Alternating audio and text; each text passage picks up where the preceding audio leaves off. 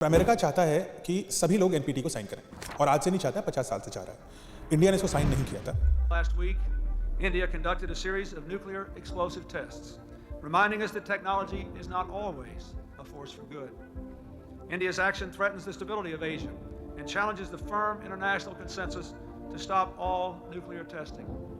So again, I ask India to halt its nuclear weapons program and join the 149 other nations that have already signed the Comprehensive Test Ban Treaty. शुरू में हमने मना कर दिया था, हमने तो कहा था हम तो नॉन अलाइंड है, ना हम इधर के हैं ना हम उधर के हैं, हम तो अपने हिसाब से चलेंगे।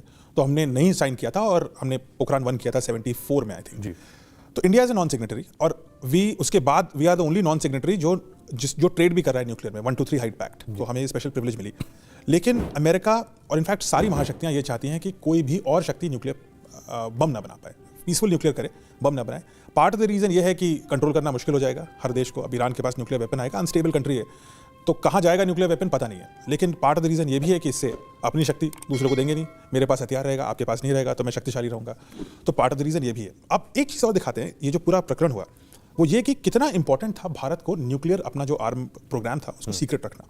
ईरान सीक्रेट नहीं रख पाया, ये तो हुआ। ईरान तो रोज सोशल मीडिया पर अनाउंसमेंट कर रहा था। हाँ, अनाउंसमेंट कर रहा था। नहीं, ईरान के अंदर ऐसे सेल्स थे जो उनकी गवर्नमेंट के खिलाफ काम कर रहे थे, जिन्होंने इजराइल को ये इन्फॉर्म कर दिया था। और आज से नहीं, 2002-3 की बात है, तब से शुरू कर दिया था। ये ईरान का प्रोग्राम उतना पुराना है जी, 20 साल लगे, लेकिन हर बार कुछ ना कुछ, किसी को मार दिया, कुछ तोड़ दिया, ये चलता रहता था।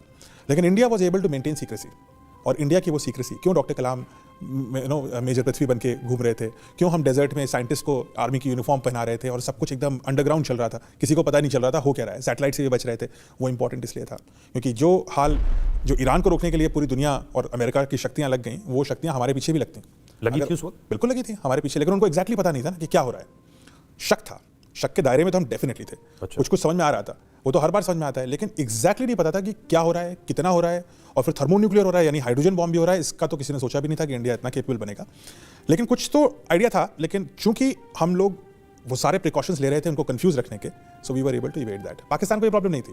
जैसे इंडिया ने टेस्ट किया, Pakistan got it from China and China का उन्होंने टेस्ट। अमेरिका ने पाकिस्तान पर कोई दबाव नहीं बनाया?